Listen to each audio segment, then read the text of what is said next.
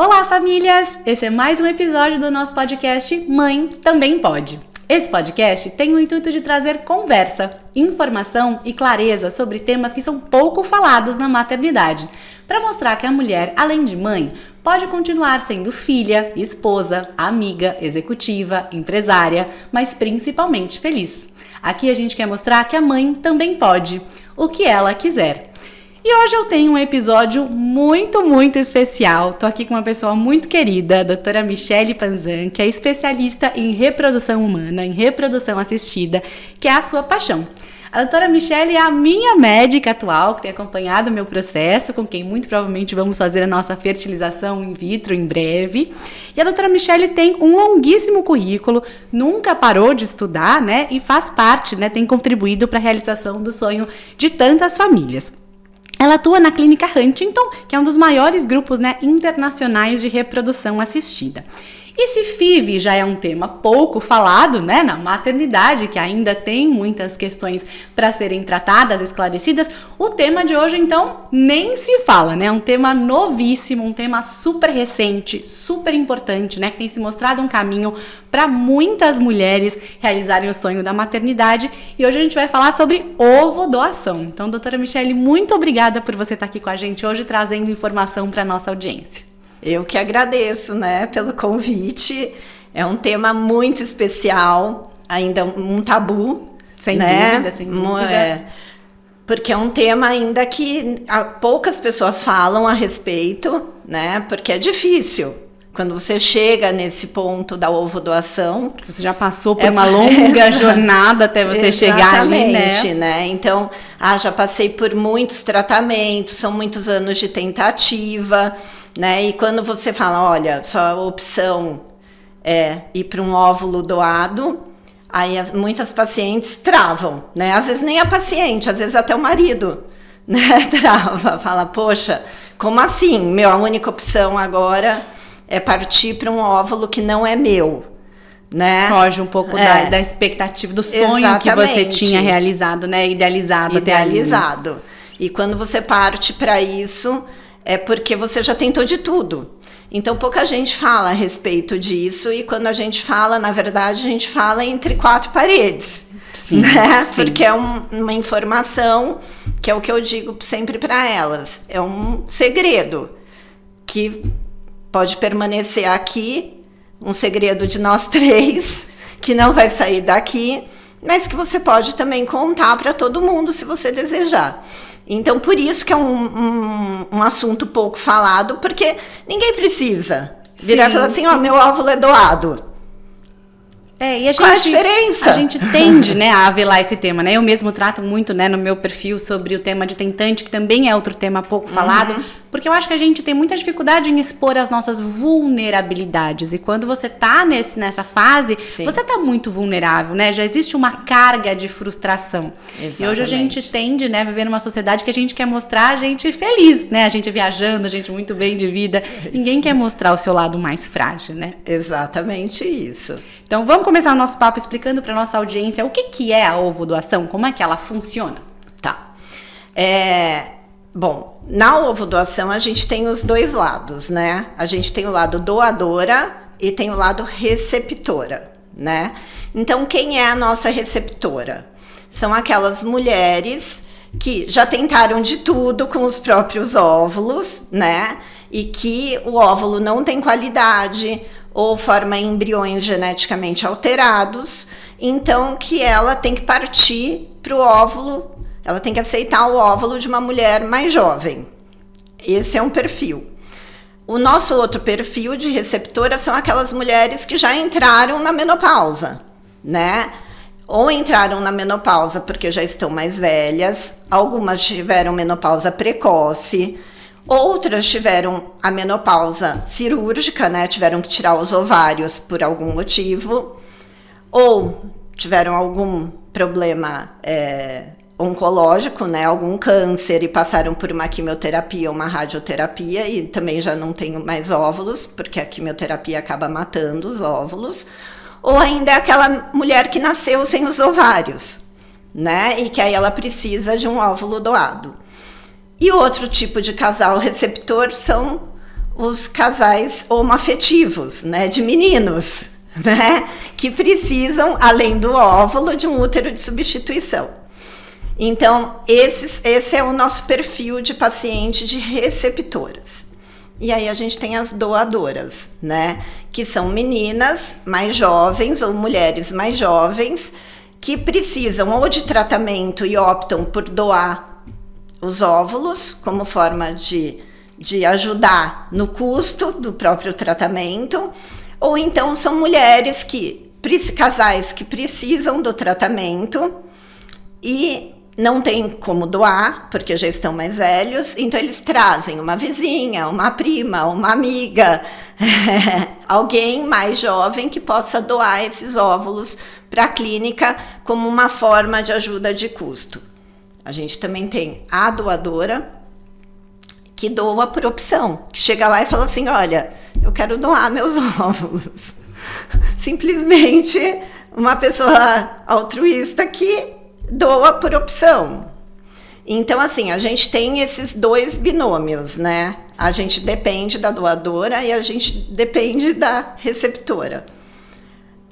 As nossas doadoras, elas não podem receber, né, para doar. Aqui no Brasil é proibido a doação. Não pode receber financeiramente, a gente está falando, né? Mas ela pode ter um desconto no tratamento, ela pode doar como ajuda de custo para outro casal, né? Então que a gente tem algo que hoje, por exemplo, não existe uma clínica hoje que você vai, eu quero, por exemplo, ter os óvulos doados. Eu queria entender um pouquinho desse processo. Tá. É algo combinado na forma pessoal ali, pessoa física. Eu conheço uma pessoa que gostaria de doar e eu ofereço, por exemplo, o pagamento do tratamento dela. Como é que isso é feito hoje? Tá. Na clínica, na Huntington, a gente tem um setor, uma unidade, na verdade, específica só para doação de óvulos. Tá? Chama DOI, por sinal. Nessa unidade, a gente atende todas as doadoras. Certo? Então, elas agendam uma consulta. Então, a gente tem uma enfermeira que é específica só para selecionar as doadoras. Porque, né? Obviamente, tem que estar com todas as questões de saúde, de qualidade de óvulos. Elas vão passar em consulta com a enfermeira. A enfermeira avalia se ela tem o perfil de doação, né? Então, porque tem normas. E a gente tem que seguir essas normas. Então, ela vai lá, ou porque a amiga indicou, ou porque a paciente precisa de um desconto, então ela indicou a prima, ou então, por algum outro motivo, ela foi lá e ela marcou a consulta, a enfermeira analisa e vê se ela tem o perfil de doadora. Se ela tiver, aí ela vai para uma avaliação com as médicas do DOI também, que a gente tem as médicas que são responsáveis pelo setor de ovodoação. É muito organizado dentro da clínica. Foi todo um processo, exatamente. E aí, com a médica, ela é avaliada, né? Então, aí ela passa por toda uma avaliação médica, exames que ela faz gratuitamente. Na verdade, a gente que paga, né? Claro. Alguém sempre paga essa conta. Ela passa por avaliação médica, ela passa por contagem folicular, ela passa por todo um perfil, uma avaliação médica de genética, tudo isso, tá? Aí depois que ela passou por essa avaliação, ela ainda vai para uma avaliação psicológica. Tá? Porque a gente está falando de uma série de questões emocionais, né? Que também tangibilizam esse processo, né? Exatamente. Então ela vai para uma avaliação psicológica. Depois de tudo isso, se ela foi liberada, aí sim ela vai para o tratamento em si, tá? Aí ela vai para a ovodoação, ela vai para o tratamento para a doação de óvulos. Então aí como é que funciona? Ela vai, estimula a ovulação como qualquer outra mulher. É um processo que a gente faz na FIV, toma as injeções, né? Na barriga, faz os ultrassons, tudo dentro dessa unidade. Lógico que a gente dá uma ajuda de custo, né, para essas doadoras, afinal de contas, elas têm que vir de táxi, elas têm alimentação, muitas moram muito longe, né, e às vezes demoram 2 horas para chegar, né? Vem de ônibus, então assim, a gente dá um vale alimentação, dá um café, tem um almoço, pra ela fazer isso. Entendeu? Também não é, você vem doar e também tá ajudando tem todo outras um acolhimento mulheres. Para essa mulher que está fazendo isso também, né? E exatamente, por isso que a gente fez essa unidade. Muito porque legal. Tem lá um lugar para elas tomarem um café, tem um sofazão, elas têm um acolhimento diferenciado. Né? Porque afinal de contas elas estão nos ajudando, estão ajudando outras mulheres. Com certeza. Elas têm que ser, que têm que ser muito bem tratadas, né?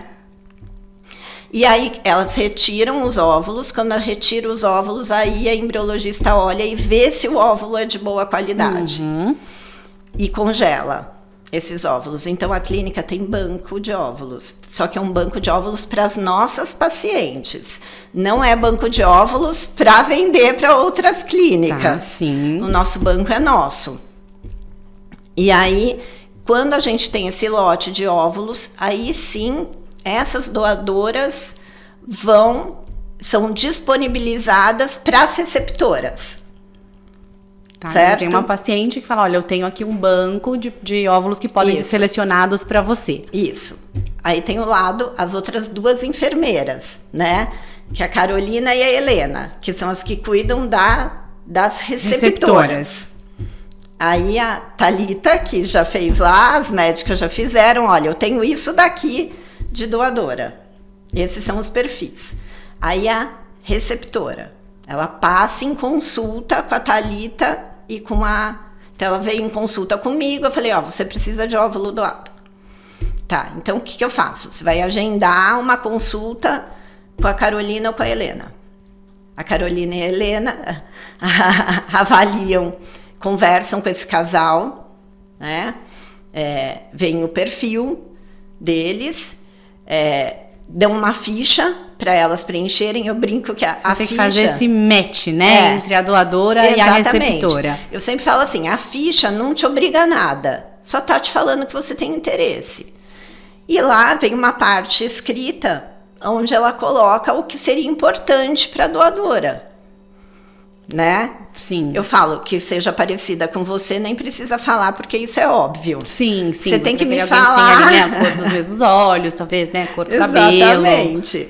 Você tem que me falar o que não é óbvio para mim, né? Por exemplo, eu não quero que tenha mais que 1,70 m, porque na minha família todo mundo é baixinho. Tá, a gente tá falando, inclusive, para criar mesmo essa característica mais próxima da família, né? Exatamente. Ou então, eu quero uma loira de olho azul.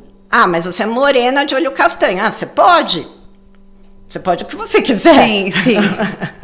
Você pode escolher o que você quiser. Ele te coloca num papel de escolha, né? Você tendo esse método como opção, né? Exatamente. E aí, elas, com essa ficha, elas vão fazer um match, né? A gente tem o Face Match, que ele dá até a porcentagem de semelhança. De uma foto atual da doadora com uma foto atual da receptora. E tem umas super avançada essa tecnologia. São muito parecidas. Uau! É uma coisa impressionante. E aí, nesse match, aí elas chamam o casal de volta e mostram, olha, eu tenho esse perfil. Lógico que a receptora não pode ver a foto atual da doadora. Tá? Então, o que ela vê? Ela vê todo o questionário, toda a informação dessa doadora. Todos os dados, né? Tudo. Mas você não personifica essa doadora. Né? Exatamente. Então, altura, peso, todo o histórico pessoal e familiar. De saúde, inclusive, né? Tudo. Ela vê tudo e vê uma foto de criança dessa doadora. Eu falo que loira de olho azul e cabelo liso, todo mundo pode ser, né? Eu não sou loira, não tenho cabelo liso. É verdade. Mas hoje eu sou. É verdade. A criança é a sua versão mais real, né? Da forma como você de fato nasceu. Eu falo até que meu filho, ele olha, eu tenho uma foto na casa da minha mãe, ele um dia olhou para a foto e falou assim, mãe, quem é essa aqui na foto? Eu falei assim, como assim? Sou eu. Não é você. Mãe, filho, sou eu. Não é. Sou eu.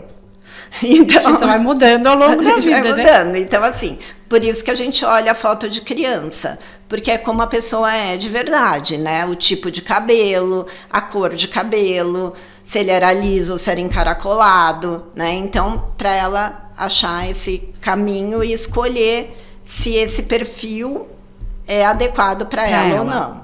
E aí, então, a clínica ajuda nesse match e na conclusão desse tratamento. Sim. Aí a paciente, por exemplo, a gente mostrou esse perfil. Ela pode falar, não gostei. Tá bom. Aí elas vão procurar um outro perfil até calhar esse perfil. Fazer esse match. Exatamente. Gostou? Esse lote de óvulos é separado para ela. E aí ela vai passar pelo tratamento em si, a receptora. E aí a gente tá falando que ela entra num processo muito semelhante ao processo da FIV, certo? Não, é um processo muito mais simples. Porque ela não tem toda a parte de estimulação e retirada desses óvulos. Ela vai só para a parte de implantação. Exatamente. Então ela só prepara o útero, né? Então ela não precisa tomar injeção na barriga. O que ela precisa é só tomar uns comprimidinhos para preparar o útero. E aí a pergunta que sempre me fazem, né? Eu tô na menopausa, como é que eu vou fazer? Eu posso engravidar? Eu nem sabia que era possível engravidar depois da menopausa. Sim, porque se tem útero, pode engravidar. Eu induzo, eu simulo uma ovulação nessa mulher com remédio. Uhum. Entendeu? Então eu preparo ela, eu dou comprimidos que simulam um crescimento de óvulos. Como se o óvulo estivesse crescendo para ela ovular. E quando ele tiver crescido... O corpo entende, né? Que você está nessa fase, nesse aí eu estágio. começo a progesterona, 5 dias, e coloco o embrião pronto lá de volta. Entendeu? Então, assim... eu não posso entrar na menopausa, que aí eu não vou mais poder fazer ovodoação. Não, pode. Não tem problema. Muito interessante. Tendo o útero e o útero estando intacto... O útero estando em boa situação, em boa qualidade, sem mioma, sem muitos miomas, sem pólipo, é possível. Qualquer mulher pode. Incrível. Então isso abre uma grande oportunidade para as mulheres para a maternidade tardia, né? Porque uma das minhas perguntas é, a ovodoação ela é utilizada por mulheres que já estão numa faixa etária mais avançada? Sim. A grande maioria hoje. A grande maioria hoje são exatamente as mulheres que postergaram a maternidade demais, né? E que não congelaram óvulos, né? Para preservar a idade ovular. Que a questão do nosso óvulo não é só que ele acaba, né? É a questão da qualidade mesmo, né? É a questão da qualidade. Sendo reduzida ao longo dos anos. Então, por exemplo, tem pacientes que têm muitos óvulos. Que a gente retira 15, 17 óvulos, formam 10 embriões. E aí a gente vai analisar geneticamente, todos vêm com alteração genética. E não dá para voltar para o útero. Então não é só ter quantidade, tem que ter qualidade. E a qualidade ela está diretamente ligada à idade do óvulo. Então, eu brinco que eu prefiro tratar uma paciente mais jovem com menos óvulos do que uma mais velha com um monte de óvulos. A mais velha, lógico, por estatística, se ela tiver mais óvulos, eu tenho mais chance de conseguir um embrião geneticamente normal. Claro. Certo? Estamos falando de matemática pura aqui, né? Exatamente. Mas não é uma verdade absoluta, né? Porque... Às vezes a mulher tem um óvulo e forma um embrião geneticamente normal, e a outra tem 15 e não forma nenhum. É muito particular, né? E aí que a qualidade é importante. Então, se eu não consigo qualidade, mesmo na quantidade, eu tenho que partir para um óvulo doado, que é um óvulo mais jovem e que vai me dar qualidade. Sim, sim. E aí eu tenho duas dúvidas do que a gente falou aqui até agora. A primeira é, existe na clínica um apoio psicológico para essas receptoras? Para ajudá-las a... Não sei se nem é a palavra, né? Porque eu acho que não é ressignificar, porque você ainda está passando por esse processo. Mas assimilar um pouco mais dessa fase, desse tratamento que elas estão vivendo? É obrigatório, por sinal. Porque é importante, né? Eu acho que você mexer com vários aspectos. Total.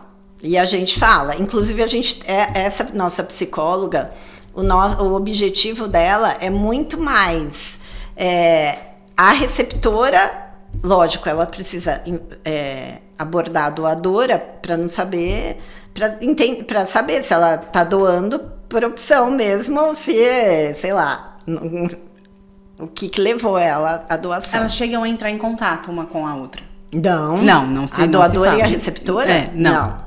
Não. A doação, ela é anônima. Ah, isso que eu ia perguntar. Elas não têm nenhum contato, você não sabe para quem seu óvulo foi doado, nem de quem você está recebendo. Não. Existe uma nova lei, né? Em que agora até parente de 4º grau pode doar para a família. Depois a gente abre esse parênteses também, porque aí entra até em questões genéticas, né? Que eu não sei como...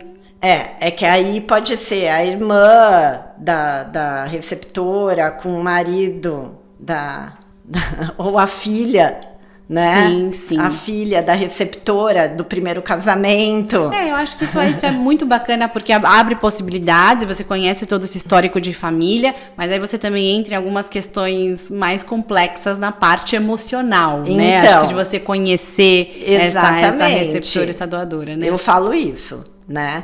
Eu falo, você tem que parar e pensar, né? Porque a doação anônima, ela não te vincula a ninguém. Sim, certo? Sim.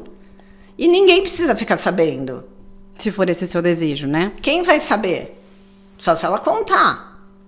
Caso contrário, eu falo que é uma informação que a gente vai levar para o túmulo. Sim.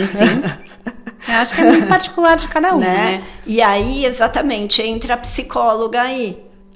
Porque a psicóloga vai analisar... Muitas vezes a psicóloga vira para mim e fala, me manda, Michele, esse casal não está pronto para ovo doação.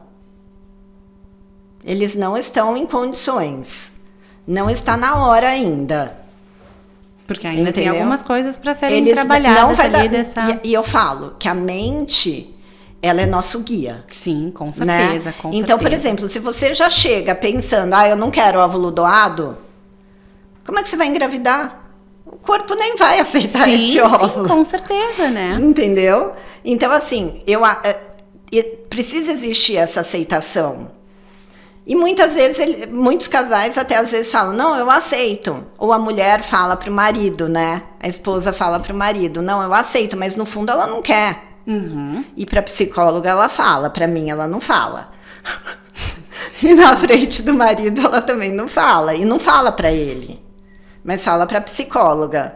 Uhum. E a psicóloga pega fazer essa análise e faz essa análise e me diz, Michele, ela ainda não está pronta para ovo doação. Pensa em outras possibilidades, ver o que você consegue fazer aí dentro, porque a gente ainda precisa trabalhar ela em terapia. Sim. E a terapia vem muito para ajudar, né? Exatamente. Porque a gente cria isso, e são coisas, esse estigma é da nossa cabeça, né? Eu lembro quando você falou pra mim, porque, gente, eu já falei que eu quero ser uma doadora, né? Depois de viver 2 anos e meio como tentante, se obviamente, né, eu tiver todas as condições, se o óvulo estiver bom, eu faço questão, porque assim, poder ajudar outras mulheres pra mim a viverem esse sonho que eu hoje estou tentando viver é muito significativo. Mas a gente tem, né, esse estereótipo de é um filho, né? E na verdade o óvulo ele é uma célula, né? Uhum. Ele ainda não é o seu filho, né? Ele é uma célula do seu corpo. E aí depois a gente vai fazer você pode fazer uma fertilização in vitro com o espermatozoide do marido, por exemplo. Ou não, você também pode optar por um espermatozoide terceiro. Pode também. Como você preferir. Só que aí, nesse caso, a gente tem embriodoação. Você recebe o embrião prontinho para fazer a doação. Exatamente. E aí porque acho que tem casais que preferem, né? Por dizer assim, então não tem a genética de nenhum dos dois. Sim, muitos casais optam por isso, né? E é uma alternativa mais barato do que você pegar e comprar pegar um óvulo doado e comprar um esperma de banco de esperma, entendeu? O embrião ele já está pronto ali, porque existem muitos casais ou que engravidam e sobra um monte de embrião. E não querem mais ter filhos. Existem outros casais que se divorciam e não tem o que fazer com aquele monte de embrião, não querem mais os filhos, né? Sim. Então eles optam por doar. Você pode doar inclusive o embrião. Pode. Aí é um dar. pouquinho mais complexo, né? Porque aí, de fato, tem a É o carga irmão, genética de ambos, né? É. E que você não vai conhecer. Mas também eu acho que uma vez que você não conhece, eu não sei, eu acho que talvez eu seja meio prática. Mas eu acho que você não sabendo, né?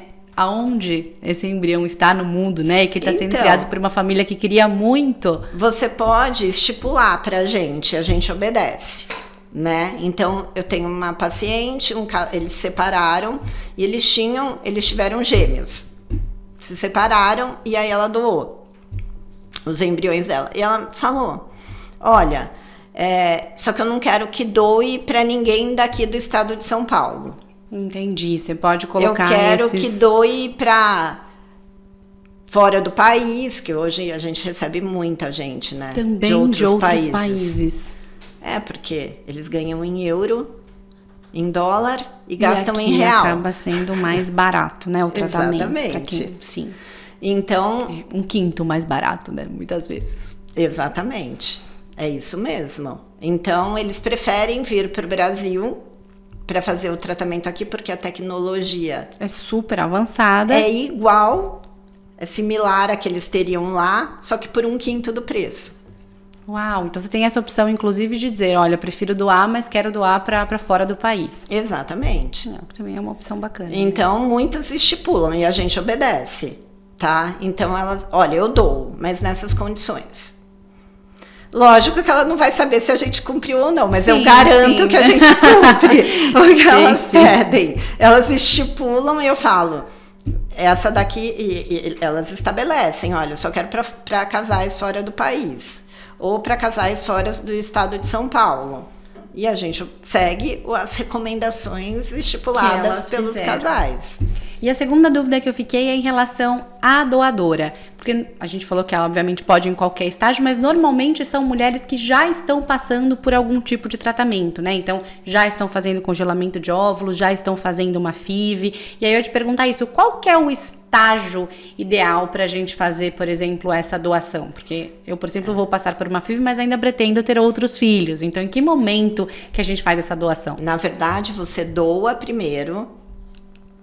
Então, se é uma doadora que está usando os próprios óvulos como forma de pagamento, então, deixa eu explicar. Ah, tá. Eu posso usar como parte do pagamento do meu tratamento, inclusive. Exatamente. Entendi. Tá? Então, só que como é que é feito em outras clínicas? Nas outras clínicas, a doadora, ela não tem condições financeiras de fazer o tratamento, então ela passa por um tratamento e a receptora paga ou as medicações ou o tratamento da receptora, da doadora, e esses óvulos são divididos em partes iguais. Tá. Certo? Mas metade. Ainda sem saber a qualidade desses óvulos. Exatamente. Que eu acho que é o ponto mais sensível aqui, Exatamente. Né? Então, metade dos óvulos da doadora vai para a doadora e metade vai para a receptora. A parte da doadora é fertilizado com os espermatozoides do marido dela e a da receptora com os espermatozoides do marido dela. Na clínica, a gente não faz assim. A doadora, você quer doar? Tá ótimo, você pode doar, só que você vai fazer um primeiro ciclo só de doação, porque eu não vou dividir seus óvulos. Entendi. Porque a gente entende dentro da clínica que quando você está dividindo os óvulos, você está dividindo as chances de gravidez. Claro, matematicamente é isso mesmo, né? Exatamente. Então, assim, sempre alguém não vai engravidar. Sim, até porque, né, dependendo do estágio que você tiver ali, a qualidade desses óvulos pode não estar 100%, né? Exatamente. Pode ter poucos e aí óvulos também retirou, não tá bom, o que você faz? E essa pessoa, né, receptora, já pagou por aquele tratamento. Na clínica, por exemplo, você foi lá, você doou, seu óvulo não tá bom, a gente vai avisar, não tá bom, eu vou descartar. Mas você vai receber o seu desconto. Porque você fez, né? Porque você passou por isso, a culpa não é sua. Sim. Certo? Então, a gente assume esse risco. A clínica, tanto é que a gente, durante anos, até conseguir montar tudo isso, a gente teve muito prejuízo. Sim, sim, imagino, porque tem todo um investimento também, exatamente, né? Até chegar nesse formato. Então, a gente demorou. Mas, a ideia foi muito legal. né? Sim, porque assim, sem a gente dúvida. consegue ajudar muitas pacientes com qualidade de óvulos bons, sem diminuir a chance. Por isso que nossa taxa de gravidez com ovo-doação acaba sendo muito boa. Porque não é bom, é descartado. A gente tá nem trabalhando ofereço. só com os óvulos de boa qualidade, né? Exatamente. E mesmo assim, se essa paciente, o óvulo é de boa qualidade, fertilizou com o esperma do marido, que eu falo para todos os maridos, faça todos esses exames que eu estou te pedindo.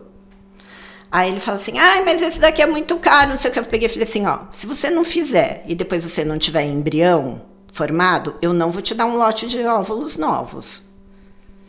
Se você fizer e tiver tudo bem e você não tiver embrião no final, a gente vai te dar um lote de óvulos novos sem custo nenhum.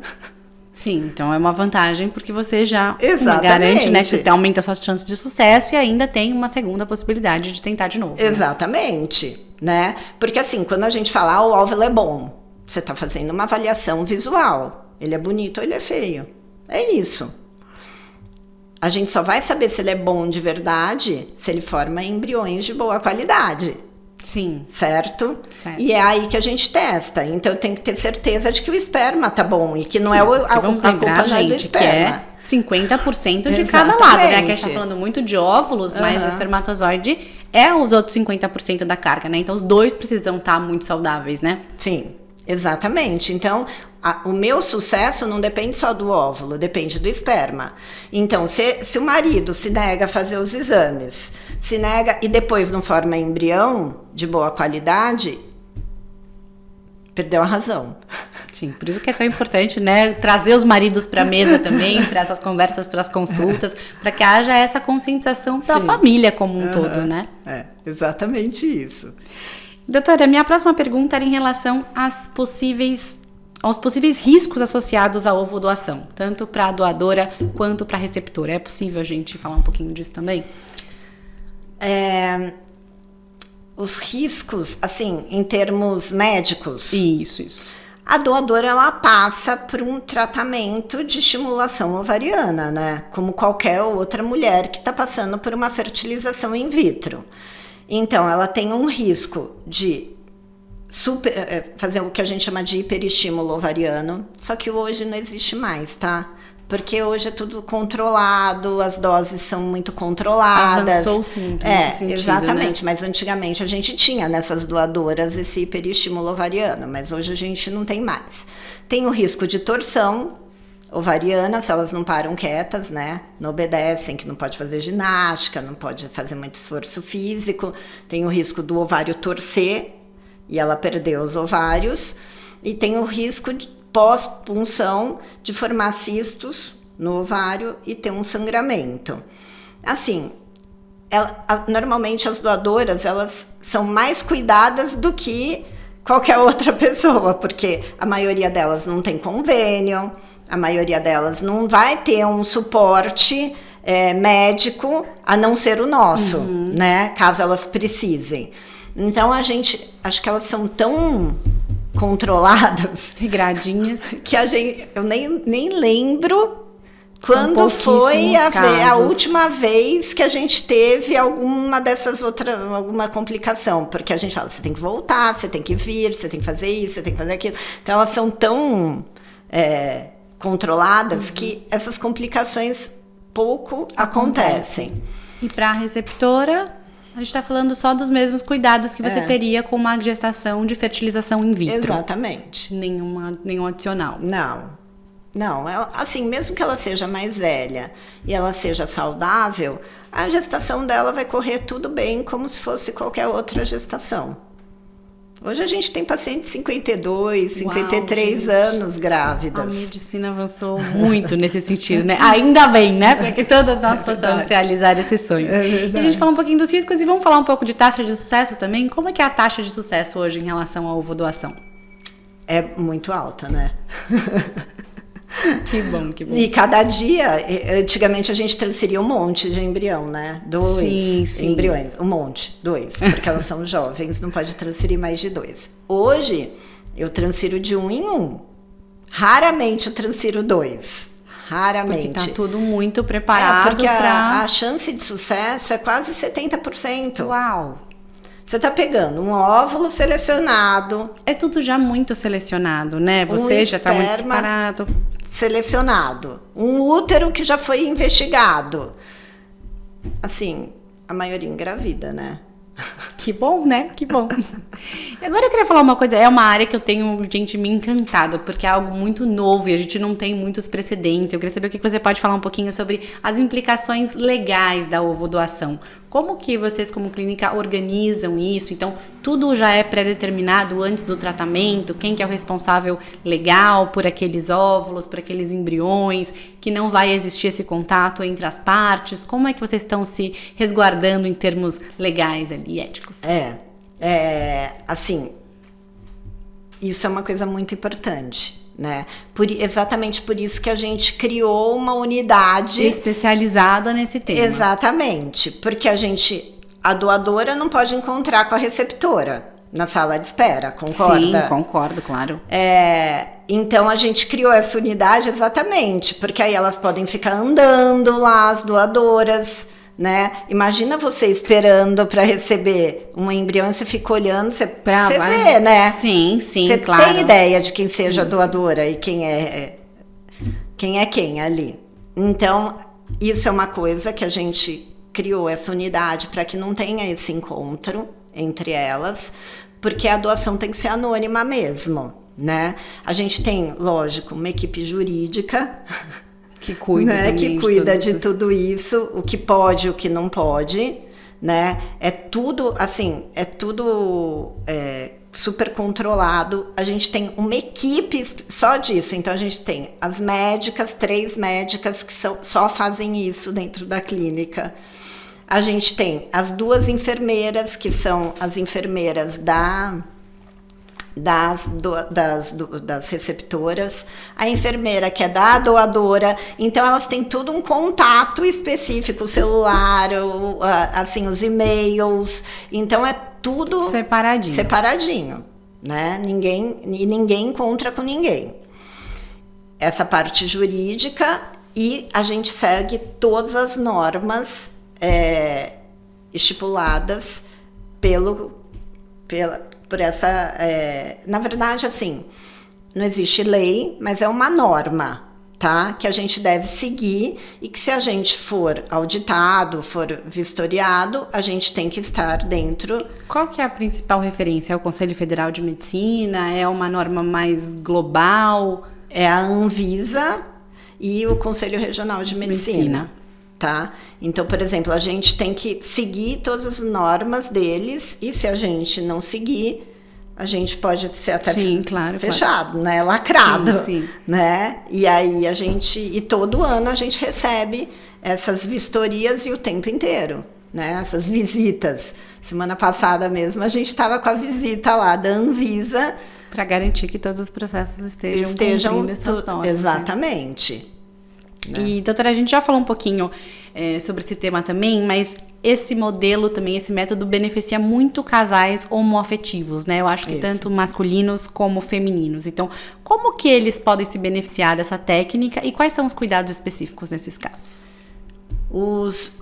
As meninas menos, né? Porque as meninas, elas têm os próprios óvulos e têm o útero, né? Elas só precisam do espermatozoide. E o espermatozoide a gente não tem o banco na clínica, tá? E a gente tem que importar. Faz uma fertilização in vitro. Isso. Aí pode ser com o óvulo de uma delas, né? E a FIV feita na outra. Isso. Aí pode escolher o melhor modelo, né? Pode. E normalmente tem uma que é mais nova e outra que é mais velha, então a gente muitas vezes pega o óvulo da mais nova, fertiliza e põe no útero da mais velha.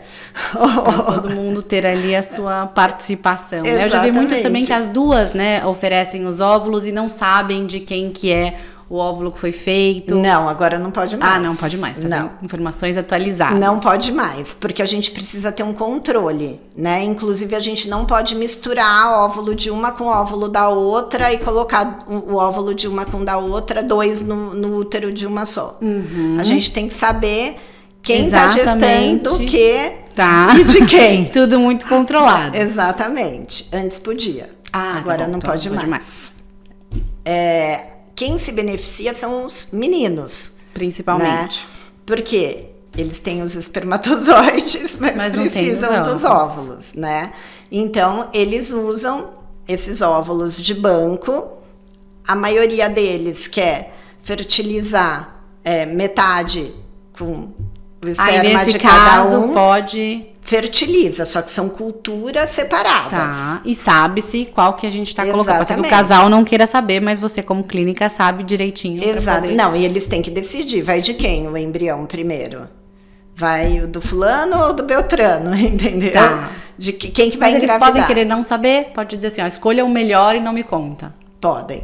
Mas em algum momento eles vão ter que saber, né? Ou a gente vai ter esse histórico. Vai ter esse histórico. Tá tudo documentadinho. Tudo.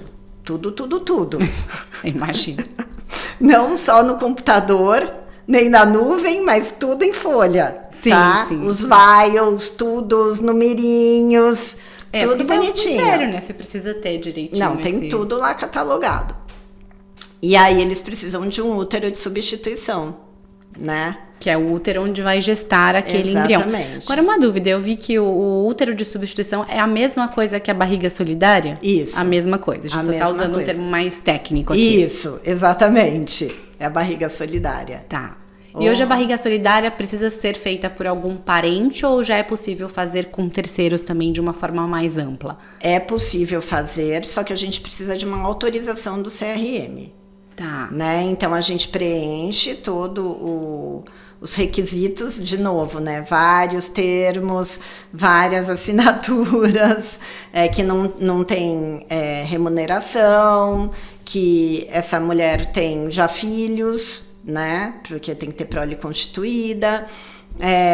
Tem várias normas também, e aí a gente manda tudo isso para o CRM e ele autoriza ou não a gente usar essa barriga solidária. Mas ainda é mais comum entre parentes, né? Olha, não. Não necessariamente. Não. Na verdade, eu acho que é difícil, né? Você chegar, por exemplo, para sua irmã e falar, você pode gestar para mim? Sim. Né? É complexo também, né?